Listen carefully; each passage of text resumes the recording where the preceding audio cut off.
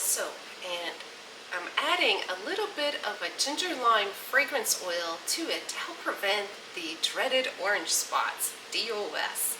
And that's because I'm using the orange essential oil. Plus it'll help it anchor it into the soap so the scent doesn't fade. Hey, I'm Diane, the owner of Vermont Lavender. Welcome to my channel, and let's get to making some cold processed soap.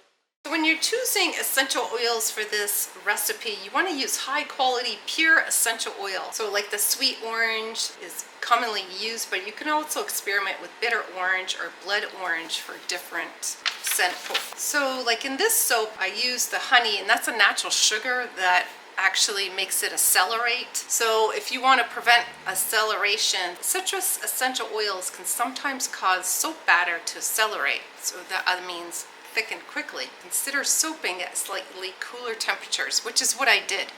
I soaked it. The oils were what, 76? I don't remember, 81 for the lye. So it's very cool, and plus adding the essential honey into it helps to, accelerate it. And use natural colorants like orange peel powder, which is really what I wanted to use, but the orange X essential oil has the natural orange in it, so that's what helped it to give it a nice orangey color look to it. Paprika infused oil to enhance the orange color is another one. Or you can use annatto seeds infused oil, and I've used that for when I made calendula lemongrass soap, and I use that, and it's really nice. So the exfoliation, if you want more of that, just use the orange peel powder, or you could add poppy seeds. That would have been kind of nice. Add a little bit of poppy seeds on top, be a nice accent. So what I'm going to do, and the reason I added the rosemary olestrian extract, is I didn't want the citrus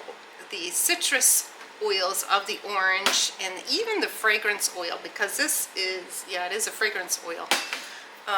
You could have those dreaded orange spots, and those are like orange spots that are throughout your soap, and it just doesn't look good, and it's a sign of oxidation. If the soap seems like kind of like soft or gets slimy, that's another sign of oxidation, fading of the scent, and it develops a rancid odor. So do you have trouble with citrus scents fading in your cold process soaps? If you do, let me know in the comments below, and maybe I can offer some help. Like essential oil blends to consider is blending orange with complementary essential oils like lavender, lemongrass, ginger, cedarwood for more complex soap scents.